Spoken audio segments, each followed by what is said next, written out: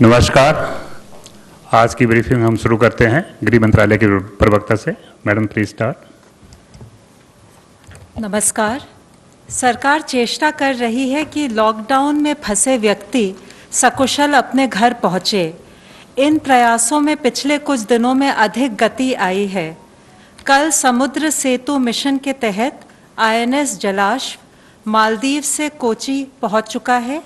इसमें 698 यात्री थे, जिनमें 105 महिलाएं और 4 बच्चे भी शामिल थे। इसी क्रम में INS मगर मालदीव के माले बंदरगाह से लगभग 200 यात्रियों के साथ कल भारत के लिए रवाना हो चुका है। वंदे भारत मिशन के अंतर्गत 10 मई तक 23 फ्लाइट्स द्वारा लगभग 4000 भारतीय जो विदेशों में फंसे हुए थे वापस भारत आए हैं। श्रमिकों के लिए चलाई जा रही विशेष ट्रेनों के माध्यम से अब तक 5 लाख से अधिक यात्रियों को उनके गंतव्य स्थान तक पहुंचाया गया है। अभी तक 468 विशेष ट्रेनें चल चुकी हैं, जिनमें से कल 10 मई को 101 ट्रेनें चली थी। कल कैबिनेट सेक्रेटरी ने सभी राज्यों और केंद्र शासित प्रदेशों के मुख्य सचिवों एवं स्वास्थ्य सचिवों के साथ वीडियो कॉन्फ्रेंस की। इस बैठक में राज्यों और केंद्र शासित प्रदेशों द्वारा प्रवासी श्रमिकों की आवाजाही में दी रही सहायता की भी समीक्षा की गई। वीसी में और उसके पश्चात गृह मंत्रालय ने पत्र द्वारा राज्य सरकारों से अनुरोध किया है कि वे सुनिश्चित करें कि किसी भी हालात में प्रवासी श्रमिक सड़क और रेलवे पटरियों का सहारा ना लें। यदि ये सड़क या रेलवे पटरियों पर पैदल यात्रा करते हुए पाए जाते हैं तो उनके लिए बस या ट्रेन द्वारा यात्रा की व्यवस्था करने की चेष्टा की जाए। तब तक उनकी नज़दीकी शेल्टर होम में रहने की और उनके लिए भोजन पानी की व्यवस्था की जाए। राज्य सरकारें रेलवे को अपना सहयोग दें ताकि रेलवे अधिक से अधिक श्रमिक स्पेशल ट्रेनें चला पाए और प्रवासी श्रमिक सुचारू रूप से अपने घर वापस जा सके। आज सुबह गृह मंत्रालय ने रेलवे और राज्य सरकारों के नोडल ऑफिसर्स के साथ वीडियो कॉन्फ्रेंस द्वारा स्पेशल ट्रेनों की समीक्षा की ताकि फंसे हुए लोग जल्द से जल्द अपने घर वापस आ सकें। इस बात पर जोर दिया गया कि अगले कुछ हफ्तों तक रोज कम से कम 100 श्रमिक स्पेशल ट्रेन्स चलाई जाए, जिससे श्रमिकों को वापस घर आने में कोई समस्या नहीं आए। भारतीय रेल 12 मई से चरणबद्ध तरीके से पैसेंजर ट्रेन्स का परिचालन फिर से आरंभ कर रही है। ये ट्रेनें नई दिल्ली रेलवे स्टेशन से स्पेशल ट्रेन्स के रूप में 15 डेस्टिनेशंस के लिए चलेगी। गृह मंत्रालय ने आज आपदा प्रबंधन अधिनियम के अंतर्गत ट्रेन द्वारा लोगों की आवाजाही के संदर्भ में SOP जारी की है, जिसके तहत ट्रेन्स के शेड्यूल, टिकट्स की बुकिंग एवं लोगों की आवाजाही से संबंधित प्रक्रिया इत्यादि के बारे में रेलवेज व्यापक प्रचार करेगी। कन्फर्म्ड टिकट होने पर ही पैसेंजर रेलवे स्टेशन में एंट्री प्राप्त कर सकता है। इस कन्फर्म्ड टिकट के आधार पर वह स्टेशन तक आ सकता है। उसे अलग से कर्फ्यू पास वगैरह लेने की ज़रूरत नहीं। स्टेशन पर पैसेंजर्स की स्क्रीनिंग होगी और केवल एसिम्प्टोमेटिक पैसेंजर्स को ही ट्रेन पर बोर्ड करने की अनुमति दी जाएगी। पैसेंजर्स को हर समय फेस मास्क या फेस कवर पहनना होगा। उन्हें सोशल डिस्टेंसिंग का अनुपालन करना होगा। गंतव्य पर पहुंचने पर यात्री को राज्य सरकार द्वारा पारित किए गए हेल्थ प्रोटोकॉल्स का अनुपालन करना होगा। कैबिनेट सेक्रेटरी ने कल की वीडियो कॉन्फ्रेंस में राज्यों में डॉक्टरों, नर्सेज और पैरामेडिकल स्टाफ की आवाजाही को सुविधाजनक बनाने पर भी चर्चा की। तदोपरांत गृह मंत्रालय ने भी सभी राज्यों को पत्र लिखा है। राज्यों से अनुरोध किया गया है कि वे doctors, nurses, paramedical staff, sanitation personnel तथा एम्बुलेंस कि बेरोक टोक आवाजाही सुनिश्चित करें और उन्हें सुरक्षा प्रदान करें। निजी क्लिनिक, नर्सिंग होम और लैब्स को सुचारू रूप से खोलने के लिए सभी ठोस कदम उठाएं। हमारी सभी से यह अपील है कि वे धैर्य बनाए रखें। हमारा अनुरोध है कि इन सभी प्रयासों में अपना सहयोग दें और लोगों को इन सुविधाओं के बारे में जानकारी प्रदान करें, फैलाएं, उनको जागरूक करें। धन्यवाद। धन्यवाद। Health ministry representative please. आज की ब्रीफिंग मैं एक छोटी सी अपील से शुरू करना चाहूँगा।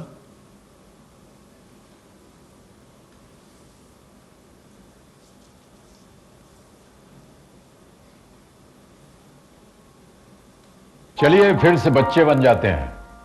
बच्चों और बचपन से हमें बहुत कुछ सीखना है। याद है जब बचपन में हमें खांसी बुखार हो जाता था, बदन दुखता था तो हम रोते हुए माँ के पास जाते थे और उन्हें अपनी तकलीफ बताते थे। माँ कुछ घर की दवाई जैसे काढ़ा हो, हल्दी हो, उससे आराम देती थी। हमें जरूरत पड़ने पर डॉक्टर के पास ले जाती थी। अब कुछ दिनों बाद हम खेलने कूदने लग जाते। बच्चों और बचपन से आज कोरोना की इस लड़ाई में हमें फिर से यही है, जब बचपन में हमें खांसी बुखार अपनी तकलीफ को अपनों को दुखता था तो हम रोते हुए माँ के पास जाते थे और उन्हें अपनी तकलीफ बताते थे। माँ कुछ घर की दवाई जैसे काढ़ा हो, हल्दी हो, उससे आराम देती थी। हमें जरूरत पड़ने पर डॉक्टर के पास ले जाती थी। अब कुछ दिनों बाद हम खेलने कूदने लग जाते थे। आज कोरोना की इस लड़ाई में हमें फिर से यही करना है, अपनी तकलीफ को अपनों को बताना है, राहत पाना है, इलाज कराना है, खेलना कूदना है, जीतना है। इसी में सबकी भलाई है। देखिए, बीमारी कोई कलंक नहीं होता है। परिवार तो आपका भला ही चाहता है ना। तो चलिए फिर से बच्चे बन जाते हैं, अपनी तकलीफ अपनों को बताते हैं। कोरोना से हमें लड़ना है, डरना नहीं है। वह उसे छुपाए नहीं, बल्कि सामने आकर उससे संबंधित इलाज ले। अगर हम ऐसा नहीं करते हैं तो हम तो बीमार होंगे ही, बल्कि अपने परिवार को भी बीमार कर सकते हैं। हर पेशेंट को अपने को बचाने के साथ साथ अपनी फैमिली को बचाने के लिए सरकार द्वारा प्रोवाइड की गई हेल्थ सुविधाओं को अपनाते हुए इस लड़ाई में अपना योगदान देना होगा। देश में अब तक 20,917 लोग कोविड-19 से क्योर हो चुके हैं और 44,029 केसेस एक्टिव मेडिकल सुपरविजन में हैं। पिछले 24 घंटे में अगर हम देखें तो पाते हैं कि टोटल केसेस में 4,213 केसेस का इंक्रीज नोट किया गया है, पर साथ में ही 1,559 पेशेंट्स क्योर भी हुए हैं। इस तरीके से हम देखें तो पाते हैं कि हमारा टोटल रिकवरी रेट अब 31.15% हो चुका है। कुल कंफर्म केसेस की संख्या इस समय 67,152 है। स्वास्थ्य मंत्रालय ने 8 मई को कंफर्म कोविड-19 पेशेंट्स के लिए एक रिवाइज्ड डिस्चार्ज पॉलिसी भी जारी की है। यह मिनिस्ट्री द्वारा ऑलरेडी इशूड गाइडलाइंस, जो कि हमारे 3 टियर कोविड फैसिलिटीज और categorization of patients based on clinical severity, उसके साथ अलाइंड है। पहले जो क्राइटेरिया था कि या तो चेस्ट रेडियोग्राफ क्लियर होना चाहिए या 2 कॉन्जिक्यूटिव RT-PCR टेस्ट नेगेटिव होने चाहिए, उसके भिन्न होते हुए नई डिस्चार्ज पॉलिसी के अनुसार जो केसेस जो कि माइल्ड हैं, वेरी माइल्ड हैं या प्री सिम्टोमेटिक केसेस हैं और कोविड केयर फैसिलिटी में एडमिट हैं, अगर सिम्टम की शुरुआत के 10 दिनों में उनको 3 दिन तक फीवर ना हो तो उन्हें डिस्चार्ज किया जा सकता है। ऐसे समय में डिस्चार्ज से पहले टेस्टिंग करने की आवश्यकता नहीं है, लेकिन डिस्चार्ज के बाद भी 7 दिनों के लिए उन्हें होम आइसोलेशन का पालन करना पड़ेगा।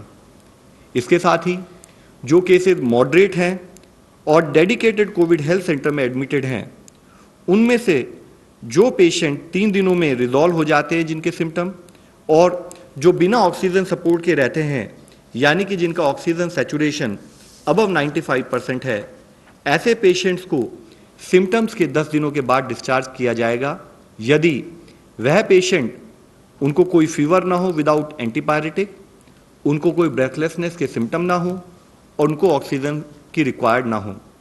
लेकिन इसके साथ ही वह मॉडरेट पेशेंट जिनको फीवर 3 दिन में रिजॉल्व नहीं होता और वह ऑक्सीजन थेरेपी पर कंटिन्यू करते हैं, इन केसेस में पेशेंट्स को तभी डिस्चार्ज किया जाएगा जब उनके क्लिनिकल सिम्टम रिजॉल्व हो जाएं और लगातार 3 दिनों तक ऑक्सीजन सैचुरेशन मेंटेन करने की एबिलिटी हो। यह ध्यान देना चाहिए कि मॉडरेट संबंधित इन केसों में भी डिस्चार्ज से पहले 10 स्टिक की जरूरत नहीं होगी, लेकिन पेशेंट को डिस्चार्ज होने के बाद 7 दिन तक होम आइसोलेशन का पालन करना होगा। इसके साथ ही सीवियर केसेस और साथ में केसेस जो कि इम्यूनो कॉम्प्रोमाइज्ड हैं, जैसे कि HIV patients, transplant recipients, malignancy etcetera, ऐसे पेशेंट्स को तभी डिस्चार्ज किया जाएगा जब या तो वह क्लिनिकली रिकवर हो जाएं या उनके पेशेंट्स को RT-PCR के द्वारा नेगेटिव घोषित किया जाए। यह डिस्चार्ज पॉलिसी इसलिए चेंज की गई है कि अगर हम देखें भी कई देशों ने एविडेंस के बेसिस पर अपनी डिस्चार्ज पॉलिसी में टेस्ट बेस्ड स्ट्रैटेजी के बदले सिम्टम बेस्ड स्ट्रैटेजी और टाइम बेस्ड स्ट्रैटेजी का बदलाव किया है, उसके तहत ही इसमें हम चेंज लाए हैं। साथ ही ICMR के लैब सर्वेलेंस डेटा के रिव्यू के अनुसार भी RT-PCR पॉजिटिव केसेस पेशेंट्स 10 दिन बाद नेगेटिव टर्न हो जाते हैं। रिसेंट स्टडी से यह भी पता चला है कि viral load peak in the pre symptomatic period, यानी कि सिम्टम से 2 दिन पहले और अगले 7 दिनों में नीचे चला जाता है। यह discharge policy RT-PCR diagnose patients के लिए है। यह जानना जरूरी है कि यह डिस्चार्ज पॉलिसी होम और फैसिलिटी क्वारंटाइन पेशेंट्स के लिए नहीं है, क्योंकि क्वारंटाइन एसिम्टोमेटिक और हेल्दी पर्सन्स के लिए है जो वायरस से एक्सपोज हैं लेकिन उन्हें कोई सिम्टम नहीं दिखता है। हाउएवर, क्वारंटाइन फैसिलिटी पर उनका स्टे 5 मई को जारी मिनिस्ट्री ऑफ होम अफेयर्स की गाइडलाइंस के तहत लास्ट एक्सपोजर से 14 दिन तक रहेगा और डिस्चार्ज पॉलिसी से संबंधित एक फ्रीक्वेंटली आस्क्ड क्वेश्चंस भी गवर्नमेंट ऑफ इंडिया के वेबसाइट पर उपलब्ध किए गए हैं। इसी संदर्भ में मिनिस्ट्री ऑफ हेल्थ ने home isolation of very mild और प्री सिम्टोमेटिक कोविड-19 केसेस के लिए भी एक रिवाइज गाइडलाइन जारी की है, जिसके अनुसार वेरी माइल्ड और प्री सिम्टोमेटिक कोविड-19 केसेस के लिए होम आइसोलेशन पीरियड समाप्त होने के बाद टेस्टिंग की कोई आवश्यकता नहीं है। However, I would still like to reiterate a few points that those patients who are undergoing home isolation should strictly adhere to. उनको एक सेल्फ डिक्लेरेशन फॉर्म साइन करना होगा, हमेशा ट्रिपल लेयर्ड मास्क पहनना होगा, एक आइडेंटिफाइड रूम में isolation maintain करना होगा, वह जो एल्डरली हैं या जो कोमॉर्बिड कंडीशंस वाले पेशेंट्स हैं या और फैमिली मेंबर हैं उनसे दूर रहें, हेल्थ हाइजीन मेंटेन करें और अपनी सेल्फ मॉनिटरिंग करें। अगर कोई भी हेल्थ सिचुएशन डिटेरियोरेट होती हो तो वह संबंधित मेडिकल अधिकारी को सूचित भी करें। माननीय स्वास्थ्य मंत्री जी ने north eastern states Arunachal Pradesh, Assam, Manipur, Meghalaya, Mizoram, Nagaland, Tripura और सिक्किम के साथ एक वीडियो कॉन्फ्रेंस के जरिए राज्यों में कोविड स्थिति की समीक्षा की। राज्यों को माइग्रेंट लेबरर्स, स्टूडेंट्स और विदेश से लौटने वालों के लिए मिनिस्ट्री ऑफ हेल्थ और एक्सटर्नल अफेयर्स द्वारा जो प्रोटोकॉल बताया गया है उसके तहत स्क्रीनिंग और क्वारंटाइन मेजर्स इंश्योर किए जाएं, उसके लिए उन्होंने रिक्वेस्ट की है। साथ ही राज्यों को ये भी कहा गया है कि वायरस के स्प्रेड को रोकने के लिए सार्वजनिक स्थानों पर थूकने से रिलेटेड, स्पिटिंग से रिलेटेड जो प्रोहिबिशन है उसको इफेक्टिवली लागू किया जाए। कल माननीय स्वास्थ्य मंत्री जी ने कोविड-19 मैनेजमेंट की स्थिति की समीक्षा करने के लिए मंडौली जेल, जो कि नई दिल्ली में स्थित है, वहां स्थित कोविड केयर सेंटर का दौरा भी किया। National institute of virology Pune ने एक एंटीबॉडी डिटेक्शन किट कोविड कलज एलाइजा नामक IgG एलिजा टेस्ट किट को डेवलप किया है। माननीय स्वास्थ्य मंत्री जी ने इस संदर्भ में कहा कि इंडिजिनस टेस्ट कोविड-19 के सर्वेलेंस में महत्वपूर्ण भूमिका निभाएगा। इसी के साथ ही भारतीय नौसेना द्वारा डिजाइन किए गए पर्सनल प्रोटेक्शन किट को भी इनमास यानी कि इंस्टीट्यूट ऑफ न्यूक्लियर मेडिसिन और अलाइड साइंसेज द्वारा हाईएस्ट टेस्टिंग स्टैंडर्ड्स के साथ सर्टिफाई किया गया है। डिपार्टमेंट ऑफ बायोटेक्नोलॉजी और biotechnology industry research assistance council ने वैक्सीन्स, डायग्नोस्टिक्स, थेरेप्यूटिक्स और अदर टेक्नोलॉजी से संबंधित 70 प्रपोजल को भी शॉर्टलिस्ट करके फंडिंग के लिए सेलेक्ट किया है। जहां एक और हम समाज में हेल्थ सीकिंग बिहेवियर प्रमोट करना चाहते हैं, वहीं दूसरी ओर हम सबको मिलकर कोविड-19 से जुड़े हुए स्टिग्मा से भी लड़ना होगा। हमें बीमारी से लड़ना है, बीमार से नहीं। इसी संदर्भ में माईगॉव द्वारा बनाया गया एक और वीडियो भी मैं आप सबके सामने प्रस्तुत करना चाहूंगा। धन्यवाद। देखिए, कोरोना हम पर दो तरह के हमले करता है। पहला शारीरिक और दूसरा मानसिक। मानसिक हमला हमें संदेह पैदा करता है, मन में कहीं एक शक पैदा करता है, यहां तक कि हम उस इंसान से भी डरने लगते हैं जो अस्पताल से ठीक होकर घर आया है। वो इंसान जिसे डॉक्टरों ने ताली बजा करके घर भेजा है। देखा होगा आपने टीवी पर कि अस्पताल से ठीक होकर वापस आने पर घर और समाज के लोग उन पर फूलों की वर्षा करते हैं। शारीरिक लड़ाई के लिए तो दुनिया भर के जानकार कोशिश कर रहे हैं, पर मानसिक लड़ाई हमें ही जीतनी पड़ेगी। यदि हम हार गए तो कोरोना जीत जाएगा, और ये हम कभी होने नहीं देंगे। अपनों को अपनाएंगे, सही सलामत घर लाएंगे। Friends, empowered group 9 chairman is with us. मैं रिक्वेस्ट करूंगा कि वो अपने ग्रुप के बारे में थोड़ा ब्रीफिंग दें, please. I am Ajay Sahni, chairman of the Empowered Group 9. Empowered Group 9 को जो रिस्पॉन्सिबिलिटी दिया गया है वो है technology and data management for this combating this crisis. उसके तहत इस ग्रुप ने 6 मेजर प्रिंसिपल्स लेकर आगे काम शुरू किया। इसमें पूरा जो हमारा सैंपल कलेक्शन से लेकर testing, ICMR, NCDC, ministries, citizens जिनको की कुछ सुविधाएं उपलब्ध करनी हैं, इंडस्ट्री और पब्लिक को, कमर्शियल एंटिटीज़ को और स्टेट गवर्नमेंट्स को, जो लोग फील्ड में काम कर रहे हैं उनको किस तरह की डेटा और उस तरह से सुविधाएं उपलब्ध कराई जाएं, उसमें काम शुरू किया। और उसमें एक सबसे पहला काम ये रखा कि सिटीजन्स के लिए किस तरह का टूल डिप्लॉय किया जाए, जो कि आरोग्य सेतु के रूप में उभर के आया, और उस पर मैं आगे चर्चा करूंगा। उसके बाद डेटा अवेलेबिलिटी जो कि टेस्टिंग से रिलेटेड है, ICMR, NCDC और स्टेट्स में, उसका फ्लो कैसे बनाया जाए, उसमें मदद करने की कोशिश की। उसके अलावा जो स्मार्टफोन्स के लिए तो आरोग्य सेतु ऐप आया, लेकिन जिनके पास स्मार्टफोन नहीं है, जिनके पास फीचर फ़ोन है या लैंडलाइन है, उनको किस तरह से मदद की जा सके उसकी भी चिंता की गई। और डेटा प्राइवेसी के ऊपर काफ़ी काम किया गया कि ये ना हो कि हम किसी के पर्सनल डेटा का किसी भी तरह से कोई दुरुपयोग हो, तो उसकी बहुत चिंता की गई और उसके लिए बड़ी अच्छी एक प्राइवेसी पॉलिसी भी बनाई गई और उस पर अमल भी किया जा रहा है। और उसके अलावा जो हमारी फील्ड लेवल इंस्टीट्यूशंस हैं, common service centres, NIELIT, CDAC, STPI, department of telecom के जो BSNL के लोग हैं पूरे देश में, उनकी मदद भी ली गई for many of these activities. और जहाँ पर टेस्टिंग सेंटर्स हैं उनमें भी कुछ लोगों को भेजा गया ताकि डेटा एंट्री वगैरह में उनको सुविधा हो पाए। और फाइनली जो इंडस्ट्री से और पब्लिक से, सिटीज़न से बहुत सारे सुझाव आए, बहुत सारे सॉल्यूशंस लोगों ने सजेस्ट किए, उनको भी ठीक जहां हम उसको उस पर अमल कर सकते हैं या उसका इस्तेमाल कर सकते हैं वो हमने किया, और जहां वो किसी और ग्रुप के लिए यूज़फुल है तो उनको, उस ग्रुप को हमने इस तरह की सॉल्यूशंस और सजेशंस भेजे। तो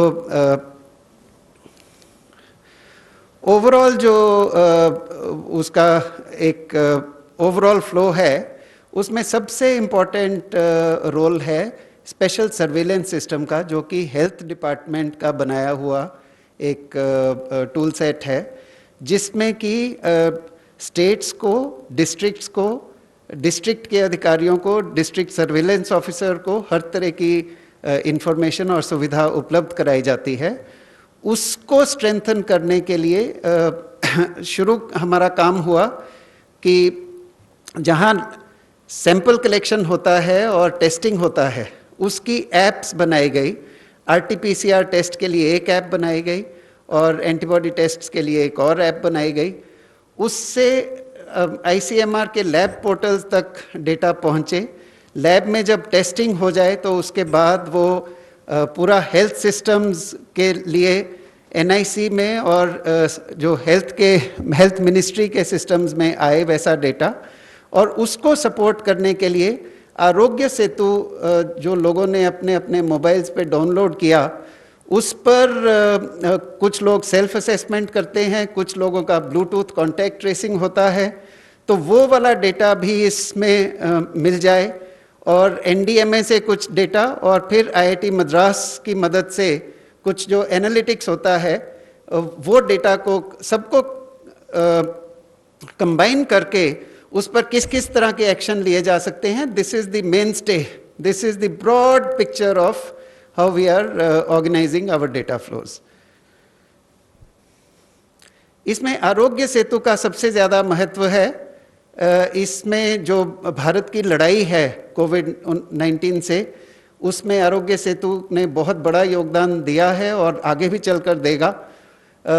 इसको एक ऐप के रूप में रिलीज़ किया गया, और इसका सबसे ज़रूरी पहलू है कि इसमें ब्लूटूथ के ज़रिए वो एक जिसको ज़्यादा रिस्क हो, having come close to any infected person, उन लोगों को अलर्ट करना और हेल्थ सिस्टम को अलर्ट करना कि उनकी क्या मदद की जाए, ये उसके लिए बहुत ज़रूरी है।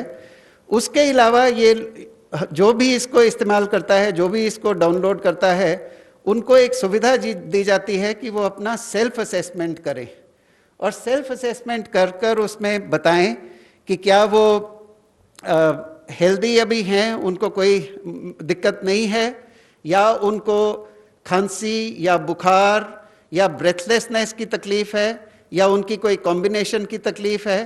उसके अलावा अपनी उम्र बताएं, और अपना कोई अगर और हेल्थ का कुछ इशू है, डायबिटीज़ है या उस तरह के कोई इश्यूज़ हैं जिससे कि उनका रिस्क बढ़ता है, वो भी अपनी सेल्फ असेसमेंट में दें, और उसके द्वारा वो कुछ अगर मदद चाहते हैं तो वो मदद भी मांगने के लिए सामने आएँ। उसके अलावा हम जितने यूज़र्स हैं उनको ये भी मौका देते हैं कि वो अगर वॉलंटियर करने को तैयार हैं आगे चलकर, तो उसके लिए भी अगर सामने आना चाहते हैं तो वो भी अपनी तरफ से बता पाएँ। तो इसमें प्राइवेसी फर्स्ट डिज़ाइन इसमें रखा गया कि प्राइवेसी को ध्यान में रखकर ये ऐप बनाया गया, और इसके अलावा हर तरह की जो ऑथेंटिक इन्फॉर्मेशन है वो सभी तक पहुंचे, उसके लिए भी हम इस ऐप का उपयोग करते हैं। और ये शुरू में ही 11 लैंग्वेजेस में भारत में रिलीज़ किया गया, और अब इसमें एक 12वीं लैंग्वेज भी, असमीज़ लैंग्वेज में भी इसको ऐड किया गया है। और इसमें एक बात अभी तक जो ऑलमोस्ट जो दुनिया में रिकॉर्ड बना, वो था जब 5 करोड़ यूज़र्स इसमें आए, और उस वक्त ये दुनिया का सबसे तेज़ी से 5 करोड़ यूज़र्स तक पहुंचने वाला ऐप बना। अब इसमें 9.8 करोड़ लोग इसमें ऑलरेडी आ चुके हैं, और कुछ ही देर में ये शायद 10 करोड़ यूज़र्स तक भी पहुंचेगा। और इस ऐप को पहले शुरू किया गया एंड्रॉयड सिस्टम और एप्पल में iOS सिस्टम के ऊपर, और अब इसको जो जियो के जो फ़ोन हैं, जो कि फीचर फ़ोन जाने जाते हैं, स्मार्ट फीचर फ़ोन्स, उस पर एक अलग ऑपरेटिंग सिस्टम होता है, उस पर भी ये ऐप तैयार कर लिया गया है, और शायद कल से ये उन फ़ोन्स पर भी उपलब्ध हो जाएगा। इसमें एक बड़ा अहम पहलू है कि जो हालांकि इसमें 13,000 से कम यूज़र्स ऐसे हैं जिनको कि कोविड पॉजिटिव पाया गया, जो आरोग्य सेतु के यूज़र्स हैं, लेकिन उनकी इंफॉर्मेशन के ज़रिए अभी तक करीबन 1,40,000 ऐसे और लोग हैं जो पिछले कुछ दिनों में ऐसे व्यक्ति के आसपास कहीं आए जहां कि उनको संक्रमण का कुछ अंदेशा हो सकता है, तो ये वाला जो ब्लूटूथ कॉन्टैक्ट ट्रेसिंग हुआ, इससे जिस जिस व्यक्ति को थोड़ा सा भी अगर उनको रिस्क है तो उनको सबसे पहले इत्तला किया जाता है कि आप अपना ध्यान रखें। उसमें 3 तरह के रिस्क लेवल्स को दर्शाया जाता है और उसमें डिफरेंट रिस्क लेवल जो होता है उसके मुताबिक उनको इंस्ट्रक्शंस भी दिए जाते हैं कि अगर इस तरह का रिस्क लेवल हो तो क्या करें। बट सबसे ज़रूरी बात यह है, इस बीमारी में सबसे ज़रूरी बात यह है कि आप, हो सकता है कि आपको ये बीमारी हो और अनजाने में ही आप शायद किसी और में भी फैला दें। तो ये जल्दी से आपको मालूम चलने से, जब आपके पास शायद सिम्टम्स भी ना आए हों, तभी जब आपको पहले से पता लग जाता है तो आप अपना ध्यान रख सकते हैं, अपने आप को सेल्फ आइसोलेट कर सकते हैं, अपने आप को क्वारंटाइन में रख सकते हैं, अपने परिवार की, अपने आसपास के लोगों की चिंता कर सकते हैं, उनको बीमारी से बचा सकते हैं। और अगर आगे चलकर सिम्टम्स आए तो आप उन सिम्टम्स को सीरियसली लेंगे और फिर आप मदद मांग पाएंगे। तो ये बहुत ही ज़रूरी पहलू है जो कि बिना टेक्नोलॉजी के उपयोग के इसको बिल्कुल हासिल नहीं किया जा सकता। ये सिर्फ टेक्नोलॉजी उपयोग करने से इस तरह का जल्दी अलर्ट का सिस्टम हम कर पाए हैं। जब हमारे पास में जो ब्लूटूथ कॉन्टैक्ट्स का डेटा आता है, उसके बाद हमारे पास जो सेल्फ असेसमेंट का डेटा आता है, उन लोगों को फ़ोन करके उनसे फिर से रिकन्फर्म करते हैं कि आपको कुछ अभी सिम्टम्स हैं, आपको किस तरह की सर्विसेज की ज़रूरत है, और उसमें कुछ जो ज़रूरी नहीं होता आगे फॉलोअप, उसको हम फिल्टर आउट करते हैं। और जो बहुत ज़रूरी केसेस होते हैं जिसमें कि आगे सरकार की तरफ से कुछ मदद मिलनी चाहिए, वो केसेस फिर हेल्थ सिस्टम को और डिस्ट्रिक्ट्स को भेजे जाते हैं। एक और बहुत इम्पॉर्टेंट आउटकम और आउटपुट इस सिस्टम से निकल रहा है, ये ऐसा है कि जो लोग कंफर्म हुए पॉजिटिव हैं, उनका पिछले 15 दिन कहाँ कहाँ पर मूवमेंट रहा, उस मूवमेंट का डेटा कंबाइन करते हैं सेल्फ असेसमेंट के डेटा से कि कोई व्यक्ति अगर पॉजिटिव पाया गया, वो पिछले 15 दिन कहाँ पर था जहाँ हो सकता है कि वो इन्फेक्शियस उस स्टेज में थे, और उसकी वजह से हो सकता है कि उस एरिया में इन्फेक्शन फैलने का एक अंदेशा हो। उसको हम कंबाइन करते हैं उस डेटा से जो लोगों ने खुद बताया कि उनको खांसी या बुखार या ब्रेथलेसनेस की दिक्कत आ रही है। इसको जब हम कंबाइन करके देखते हैं तो पता लगता है कि कुछ ऐसे स्पॉट्स हैं जहां आगे चल के उसके हॉटस्पॉट बनने का अंदेशा है। ये भी इंफॉर्मेशन जब जल्दी से हम दे पाते हैं तो it is possible to take preventive action to prevent it from becoming a hotspot. ये इंफॉर्मेशन इसलिए नहीं देते हैं कि हम बड़ी एक्यूरेसी से हॉटस्पॉट प्रिडिक्ट करना चाहते हैं, हम इसलिए ये इंफॉर्मेशन उपलब्ध कराते हैं ताकि उसको हॉटस्पॉट बनने से रोका जा सके और समय रहते हुए इस पर एक्शन लिया जा सके। और ये इंफॉर्मेशन पिन कोड लेवल पर या सब पोस्ट ऑफिस लेवल तक हम इस तरह की इंफॉर्मेशन जनरेट कर पाते हैं। और इसमें अभी तक 697 ऐसे हॉटस्पॉट्स, पोटेंशियल हॉटस्पॉट्स की इंफॉर्मेशन जनरेट हुई है जो कि स्टेट्स को और डिस्ट्रिक्ट्स को भेजी गई है।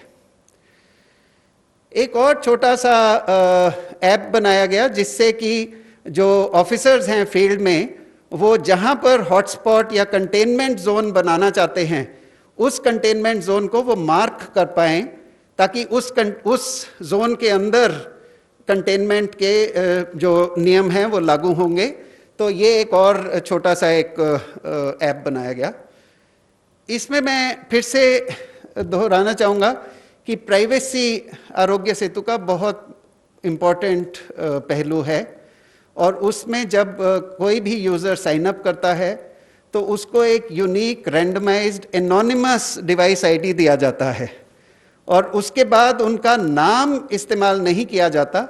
शुरू में जो वो इंफॉर्मेशन भरते हैं वो सर्वर में हम लाकर और सुरक्षित रखते हैं उसको, और उसके बाद डिवाइस आईडी को ही इस्तेमाल करते हैं।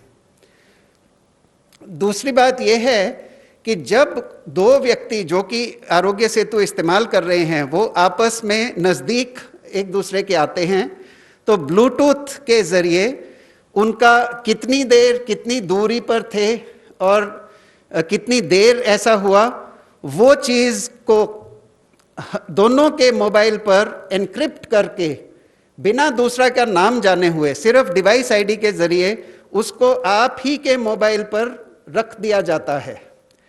और सिर्फ अगर उनमें से कोई एक व्यक्ति पॉजिटिव पाया जाए, सिर्फ उसी स्थिति में ये डेटा को सर्वर पर ले जाया जाता है। तो इसमें मैं आपको ये बताना चाहता हूँ कि अभी तक 9.8 करोड़ लोगों ने आरोग्य सेतु को डाउनलोड किया, इस्तेमाल कर रहे हैं।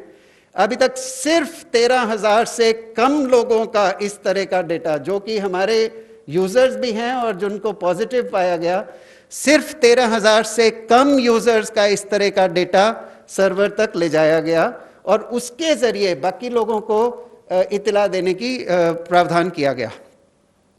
इसमें सरकार सिर्फ हेल्थ इंटरवेंशंस के लिए इसका इस्तेमाल करती है और किसी चीज़ के लिए इसका इस्तेमाल आपके डेटा का नहीं करती। आपकी पर्सनल आइडेंटिटी किसी को रिवील नहीं की जाती, वो पब्लिक के साथ शेयर नहीं की जाती। वो सिर्फ जो आपको स्वास्थ्य की जो सुविधाएं चाहिए वो आपको दिलाने के लिए, बाकी लोगों को प्रोटेक्ट करने के लिए इस डेटा का इस्तेमाल किया जाता है। और जो भी डेटा इसमें होता है आपके खुद के मोबाइल पर, उसको केवल 30 दिन, हालांकि वो एनक्रिप्टेड है, सेफ है, आप ही के मोबाइल पर है, लेकिन 30 दिन के से पहले का जो डेटा है उसको ऑटोमेटिकली मिटा दिया जाता है। अगर आपका टेस्ट हो रहा है तो वो 45 दिन सर्वर पर ले जाकर 45 दिन एट अ मैक्सिमम उसको रखा जाता है, उसके बाद मिटा दिया जाता है। जो लोग पॉजिटिव होते हैं उनके लिए क्योर होने के, ठीक हो जाने के 60 दिन उपरांत उस डेटा को भी हटा दिया जाता है। तो कोई भी ऐसा डेटा किसी भी व्यक्ति का इस समय के आगे नहीं रखा जाएगा। और लोकेशन डेटा इस्तेमाल किया जाता है ताकि वो कोई एरिया में अगर संक्रमण का एक रिस्क हो तो उस एरिया के लिए जो एडमिनिस्ट्रेशन की तरफ से, हेल्थ डिपार्टमेंट की तरफ से कार्रवाई की जा सके और बाकी लोगों को संक्रमित होने से प्रोटेक्ट किया जा सके। और एक और जो मैंने बताया कि हम सिर्फ स्मार्टफोन्स के लिए नहीं बल्कि फीचर फोन्स और लैंडलाइंस के लिए भी सर्विसेज का प्रावधान कर रहे हैं। उसमें आरोग्य सेतु IVRS प्लेटफॉर्म शुरू किया गया, जिसमें पूरे देश में कोई भी 1921 नंबर पर फ़ोन कॉल कर सकते हैं और उसी तरह से जैसे आप ऐप के ज़रिए अपना एक सेल्फ असेसमेंट कर सकते हैं, उसी तरह से आप फ़ोन के ज़रिए सेल्फ असेसमेंट भी कर सकते हैं। आप मिस्ड कॉल दें तो ये वाला प्लेटफॉर्म आपको वापस कॉल करेगा और आपकी मदद करेगा to go through a self assessment process.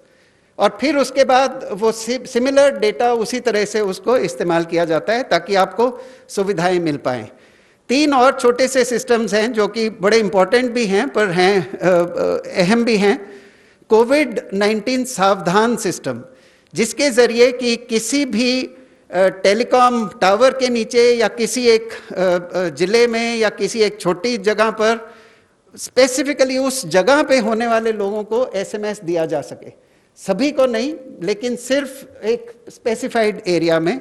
दूसरा है क्वारंटाइन अलर्ट सिस्टम, जिससे कि जिन लोगों को क्वारंटाइन की सलाह दी गई उसका मॉनिटरिंग थोड़ा सा रख सकें, उनकी भी मदद कर सकें और बाकी लोगों की भी मदद कर सकें। और तीसरा है जो कि लोग माइग्रेशन जहां होता है तो जिस स्टेट में वो जाते हैं, जिस जगह पे वो जाते हैं, उनको भी इत्तला मिले कि यहाँ पर इस जगह से इतने लोग आए, ताकि वो भी आगे उसका इंतज़ाम कर सकें। और फाइनली आयुष संजीवनी आयुष के कुछ पहलू दर्शाता है। इसके अलावा आरोग्य सेतु की प्रमोशनल एक्टिविटीज़ बहुत तरह की गई और आज के लिए आई थिंक मैं इतना ही बताना चाहूँगा। धन्यवाद। धन्यवाद। पहले हम ऑनलाइन क्वेश्चन लेते हैं।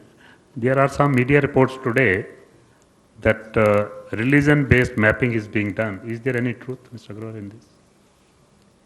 सर, ऐसी कोई भी न्यूज़ है वह नितांत अनुचित है। It is a very irresponsible news. माननीय सुप्रीम कोर्ट ने क्लियरली कहा है कि कोई भी फेक न्यूज़ पब्लिश ना की जाए, प्रॉपरली फैक्ट्स चेक करते हुए न्यूज़ को पब्लिश किया जाए। कोई भी भ्रम, भय और आशंका किसी को नहीं फैलानी है। आज तो और भी ज़रूरत है कि समाज में हम सबको जोड़कर आगे चलें। तो इसलिए मैं अपील करूंगा कि इस टाइप की कोई भी न्यूज़, कोई भी नॉन फैक्चुअल न्यूज़, कृपा करके उसको ना बढ़ावा दें, उसको ना फैलने दें। साथ में हमें ये समझना जरूरी है कि यह बीमारी किसी भी धर्म को, किसी भी रेस को, किसी भी एरिया को देखकर नहीं आती। यह बीमारी तभी आएगी जब हम कोई लापरवाही करते हैं, डूज एंड डोंट्स का फॉलो नहीं करते हैं, तभी हमें बीमारी लगेगी। हमारे लिए ज़रूरी है कि हम मीडिया के थ्रू कम्युनिटी से बात करें, सबसे बात करके उनको समझाएं कि क्या डूज एंड डोंट्स फॉलो करने हैं। न्यूज़ 18 रवि सिंह।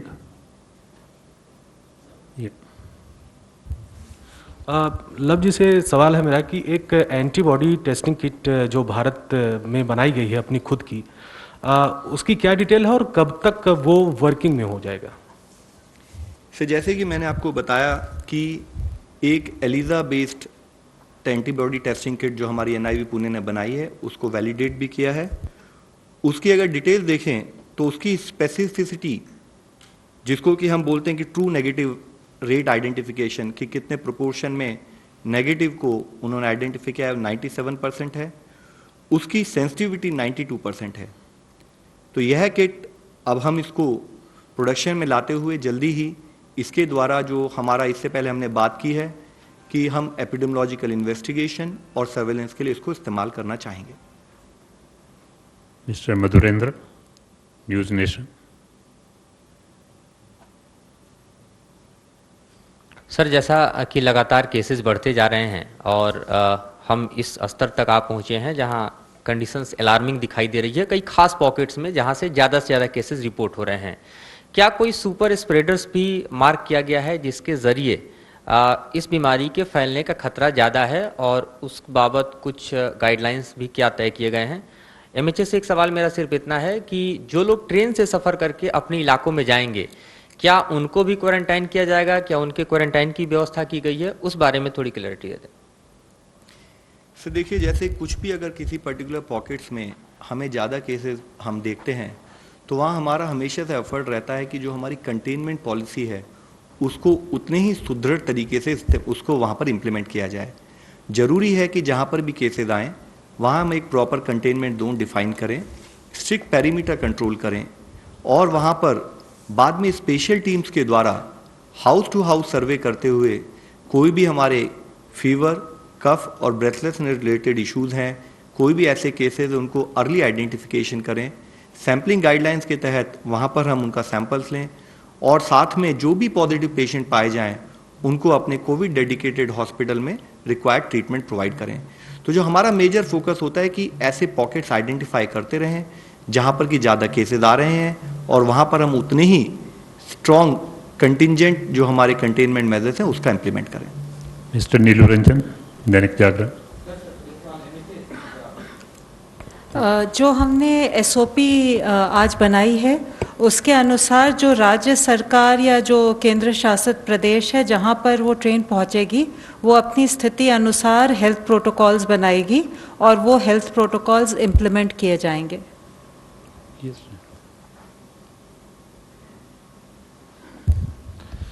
सर, आरोग्य सेतु को आप बता रहे हैं कि बिल्कुल सुरक्षित है, लेकिन जो कुछ हैकर्स हैं, जो इथिकल हैकर्स हैं, वो तो लगातार इस पे क्वेश्चन उठा रहे हैं और कह रहे हैं कि डाटा कहीं से सुरक्षित नहीं है और कम से कम सरकार के पास है तो सरकार तो उस डाटा का यूज कर ही सकती है। तो वो कैसे होगा कि लोगों के सर्विलेंस में अगर व्यक्तिगत रूप में किया जाए तो उसको कैसे आप दूर करेंगे? नहीं, देखिए ये वाला ऐप जो बना है ये शायद आज तक आप जितने ऐप इस्तेमाल करते हैं उनमें से सबसे ज़्यादा सुरक्षित इस ऐप को बनाया गया है। जैसा कि मैंने बताया आपको कि 9.8 करोड़ लोग इसके यूज़र्स हैं आज के दिन, और उनमें से जो पॉजिटिव पाए गए वो 13,000 से कम इस वक्त हमारे एक्टिव यूज़र्स हैं आरोग्य सेतु ऐप के। उनका ब्लूटूथ कॉन्टैक्ट डेटा, उनका जीपीएस डेटा कि वो पिछले 15 दिन में कहाँ थे, वो डेटा को लेकर और उसके बेसिस पर बाकी सबको इसका अलर्ट किया जा रहा है। बाकी का डेटा आप ही के फ़ोन पर सुरक्षित है, सुरक्षित रहेगा। और उसके बाद भी जिनका डेटा किसी वजह से, ये जो 13,000 लोग हैं उनका डेटा जब लिया गया, वो वाला डेटा भी उनके ठीक होने के 60 दिन के बाद वो भी पूरा का पूरा डेटा मिटा दिया जाएगा। तो इसमें कोई भी वो पॉसिबिलिटी नहीं बचती कि कोई हम सर्वेलेंस करें या उस तरह का किसी भी तरह से इसका दुरुपयोग करें। ये प्राइवेसी पॉलिसी बड़ी क्लियरली दी गई है, ऐप में दी गई है, माईगॉव पे दी गई है, और सारी दुनिया में इसकी चर्चा भी है। तो इसमें निश्चिंत रहिए कि ये बहुत ही सिक्योर ऐप है, ये बहुत ही प्राइवेसी के लिए इसको बनाया गया है, प्राइवेसी भंग ना हो उसके लिए इसको बनाया गया है, और सिर्फ और लोगों को बीमारी से बचाने के लिए, उस एरिया को हॉटस्पॉट बनने से बचाने के लिए इस तरह की इंफॉर्मेशन का इस्तेमाल किया जाता है, जो कि बहुत ही उचित और बहुत ही ज़रूरी काम है अगर हमने इस पेंडेमिक से लड़ाई करनी है। Thank you. Please give some details on the specifications and sensitivity of the new ELISA test. Sir, I just explained, specificity of the new ELISA test is 97%, sensitivity is 92%. Okay. Kundan Kumar, TV9 वार्ता। Love sir, मेरा सवाल आपसे है, कई सारी जगहों पे ऐसी बात की जाती है कि जहाँ सेंट्रलाइज्ड एसी होता है वहाँ पे संक्रमण का खतरा ज़्यादा है। ऐसे में जो ट्रेनें कल से चलाई जा रही है, खास करके एसी स्पेशल ट्रेनें हैं, क्या हम इस बात से इनकार किया जा सकता है कि उसमें संक्रमण का खतरा उस तरह से नहीं होगा? और एक सवाल मैम पुण्य मैम आपसे भी है कि मैम राज्य सरकारों की ओर से जो यातायात की सुविधा है वो बहुत अभी तक दुरुस्त नहीं हो पाई है। ऐसे में जो व्यक्ति किसी स्टेशन पे पहुंच रहा है वहां से वो अपने घर तक कैसे जाएगा, इसकी क्या कोई खास व्यवस्था हुई है? सर, सेंट्रलाइज्ड एसी इस्तेमाल किया जा सकता है, लेकिन उसका इस्तेमाल करते समय फ्लो ऑफ एयर उसको मॉनिटर करने की ज़रूरत होती है, उसके तहत उसको इस्तेमाल किया जा सकता है। However it is also important कि अगर पर्टिकुलरली एरोसोल जनरेटेड कोई भी इशू अगर हम फील करते हैं, तो अगर हम प्रिकॉशनरी वे में, तो हम अगर चाहें तो उसको सेंट्रलाइज्ड एसी को इस्तेमाल किए बिना भी ट्रैवल कर सकते हैं। Mister Sahil ANI, madam please, home minister.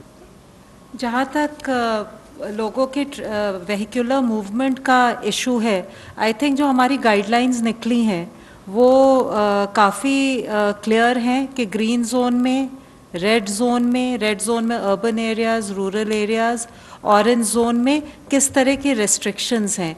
तो अगर वो जो सेफ्टी नॉर्म्स हैं रिगार्डिंग पर्सनल व्हीकल में ट्रैवल करने का या टू व्हीलर में ट्रैवल करने का या कैब, जहाँ पे कैब एग्रीगेटर सर्विसेज अलाउड, उसको फॉलो करते हुए लोग अपनी व्यवस्था कर सकते हैं। साहिल ANI। Sir, my question is related to the ELISA kit. Sir, why Zydus Cadila was chosen for the mass production, and how many companies have sent application for ELISA kit? Sir, ICMR representative is not there, but let me try to explain you in brief. What happened, there is a particular process in terms of which organization has the capacity to undertake production at the faster pace and which has the required wherewithal to take that production in the first place. So based on that, generally the organizations get selected, and over a period of time, if need be, more organizations are also roped in. So that's all. I think Madhurendra, everybody is covered. You have the question? Okay, 13. Yeah, please, last question. Sir पहला सवाल तो love Agarwal sir से है। Sir लगभग मुझे लगता है 1.5 महीने से ज़्यादा हो गया आपको ब्रीफिंग करते हुए। पहले हम लोग बड़ा सवाल पूछते थे कि कम्युनिटी ट्रांसमिशन हुआ है क्या। उस समय 5,000 7,000 केसेज आते थे, अब चूंकि 60,000 से भी ज़्यादा केसेज आ गए। आपको लगता है कि वो स्थिति अब भारत में आ गई है, क्योंकि वो वन ऑफ द फेजेज है, तो वो स्थिति क्या आ गई है। दूसरा मैम, चूंकि सब लोग ये सवाल पूछ रहे हैं, मान लीजिए दिल्ली से किसी को ट्रेन पकड़ना है कल, तो वो अपने घर से कैसे जाएगा। बस नहीं चल रही है, मेट्रो नहीं चल रही है, किसी के पास गाड़ी नहीं है, तो कैसे पहुंचेगा नई दिल्ली रेल स्टेशन। ये सवाल तो है मैम। सर हमने कई बार इस विषय पे बातचीत की है। मैं फिर से वही बात आप लोगों की दृष्टि में लाना चाहूँगा कि हमारे यहाँ कुछ क्लस्टर्स पाए गए हैं और कुछ केसेस में, कुछ पर्टिकुलर लोकेशंस में हमारे यहाँ रिलेटिवली लार्ज आउटब्रेक भी नोटिस किया गया है। और उसी के तहत अगर आप याद करें तो डायरेक्टर एम्स ने भी बताया था कि अगर हम इनको ढंग से कंटेन नहीं करते हैं तो transmission rate will become higher. तो अभी हमारे लिए ज़रूरी है कि हम उसी स्टेज में मेंटेन रखते हुए अपने कंटेनमेंट एफर्ट्स पर फोकस करें और ये इंश्योर करें कि कम्युनिटी ट्रांसमिशन की स्टेज में ना जाए। जैसे हमने एसओपी, रेलवे की एसओपी में कहा है, उसको अलग से पास लेने की ज़रूरत नहीं है, पर हाँ जिस प्रकार से हमारी गाइडलाइंस अलाउ करती हैं movement of vehicles in red zone, उस हिसाब से वो जा सकता है। Very much.